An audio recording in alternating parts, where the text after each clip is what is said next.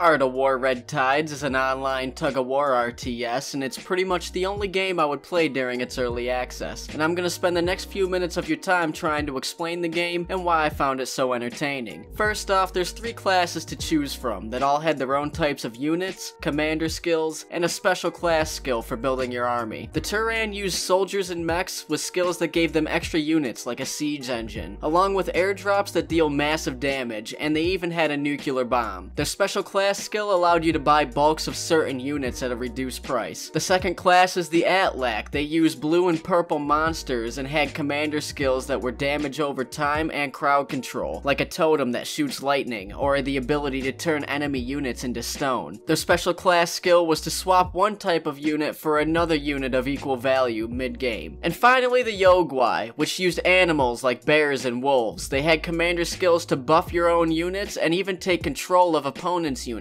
Their special skill was the ability to sell up to 2 types of units in their army for a larger amount of money than you would normally get otherwise. Every class also has units where they're able to use special abilities to change the way they attacked or what type of enemy they would target. All of the in-game maps are 2 bases on each side of a line segment, and the objective is to get your units to the opponent's side of the base to destroy it while fighting in the middle, eventually moving closer to the base with less surviving units, hence the term tug-of-war RTS. Think back to Age of War, that game you started out as a caveman but then could get super soldiers later as time progressed. Art of War is the same type of gameplay, but instead you construct your army before each match starts, and you get more units by leveling up your account, and the leveling system is fast too, gaining about 1 level per match but slowly taking longer to progress once you hit level 20 or 30. I have to point out that aside from a few commander and unit skills, there was almost no micromanagement in the Art of War open beta. You can't just draw a square around your army and have them attack one unit. You have to let the game do its thing. And in some cases that became extremely infuriating. Also, you couldn't just pump out units every second either. They came in waves, and you would have to select how many of each unit you were deploying before the wave starts. There were 2 game modes when I played, 3v3 and 1v1, and this was a big factor on why I enjoyed the game so much, because I have 2 friends that I play video games with the most, and it was really nice to have a game that we could all play together without having to split up or have extra random people on our team. And I get to some Art of War may seem shallow on the surface, but there's actually quite a lot of depth, especially in early game because of all the different units to choose from and all the mechanics that they had. For example, some units could stay stealthed, and the only way you could see them is if you built a low-cost unit whose only purpose was to counter invisible units. You build your army by using in-game credits that look like little green gems. You buy your unit before the wave, and the amount of units carries over to the next wave. So if you buy 2 units the first wave, but then buy 5 units the next wave, you'll start the 3rd wave with 7 units. In the beginning of the match, you get a slow and steady income, but starting at wave 5, you could upgrade your mine, which stops your revenue stream for a short amount of time, but then gives you more money per second, and you could upgrade it up to twice per game. In the middle of the map, there's a large crate surrounded by smaller crates that had the currency you used to buy units in them. The large one had 600, and the smaller ones each had 150. On top of the money you used for units, there's also a currency for commander skills, which you earned by killing units in your opponent's army. My favorite mechanic in this game is called routing. That's when your army's wave destroys an opponent's wave without the next wave coming in yet. A message will pop up saying you routed the enemy, and will give you bonus green gems that increases based on how many waves have passed. This was not only incredibly satisfying, but also balanced in a way that didn't allow people to snowball early game off of just one routed wave. I think the craziest part about each match is when a giant dragon comes down from the sky and starts breathing fire on the winning team's army. Which sounds unfair, but the team that lands the killing blow on this dragon gets 1500 unit currency. There's only a set amount of waves each match, so if you haven't destroyed the enemy's base and they haven't destroyed yours, the army left standing after the final wave is the winner. Now some will argue that this game is pay to progress, with good reason too, because it's easier to buy units with real money than it is to level up and get your account coins. But you can get the currency that you pay for in the game just by playing through an achievement system. Also, every unit is available for purchase via account coins as well as the currency that you have to pay for. The real problem I found with the game is the rune system. The runes were bonuses locked on your account that give your armies passive buffs for basically anything in the game, like damage, speed, resistance, and even how much unit currency you start off with before each wave. These runes allowed you to have very noticeable advantages in the early game, and the reason runes were such a problem is because runes are available available to buy on a rotation system, so you could only buy certain runes every couple of hours. But here's the kicker, you could spend some of the currency that you have to pay for to refresh the rune page, and give you new runes to choose from, without waiting for the rotation. And I have to say that a large chunk of my account's income was spent just trying to get the runes that I wanted to buy. Most of the time, it resulted in me spending money on nothing because it was a complete gamble. Another problem is that most of the late game strategy consisted of spamming one high cost unit as much as you could. And after that happened, it became strictly a numbers game, with the person having the most of their unit always being the winner. But see, this isn't a game about actions per minute or gratuitous micromanagement, it's about timing and counter-attacking. And just because this game has a mobile-friendly UI doesn't mean that it's not strategic, it's just a little different than the average RTS. Now you're probably thinking, well, why isn't this a Games You Might Remember episode? And that's because the game's back online. As of June 8th, 2017, after many months of patiently waiting, I was finally able to play Art of War: The Red Tides again, and I strongly encourage you to as well if you played the open beta. The game is a perfect example of easy to play and hard to master. There's a fantastic tutorial that teaches you everything you need to know, so if you're new to the game you'll learn fast, but if you're a returning player you might find it tedious and unnecessary, because unfortunately the tutorial is unskippable. There have been lots of small changes to help balance in the game, such as the huge nerf to R-hats making them only attack air units, and now the larger, more powerful units costing more slots in your population. For example, if you have a population of 60, then you can only have 30 of a certain unit because they actually count as 2 units each. And this has helped discourage players from spamming one unit late game, but hasn't entirely fixed the problem. It may be harder to spam Sentinels as a Turan, but playing as Atlak is just as easy when you make Azir Dragons. They also got rid of certain units that were hard to balance, like the Shadow Blade Slave, presumably to help early game balancing, and I'm not sure if they're gone for good or if they intend on bringing them back in later patches, because the developers have already announced new characters that will be coming out in the near future. They also added new commander skills that all seem to focus more on crowd control, making the game feel more engaging and letting you have a fighting chance in an otherwise losing battle. Another new addition to the game is the abundance of skins available for purchase. If you like skins, don't worry, there's tons and tons of skins. The art team was really working hard the last few months, but the developers haven't fixed some issues from early access. Like the rune refresh system is still just the way it was, and I understand they want to make their game lucrative, but having an RNG based system for upgrading your army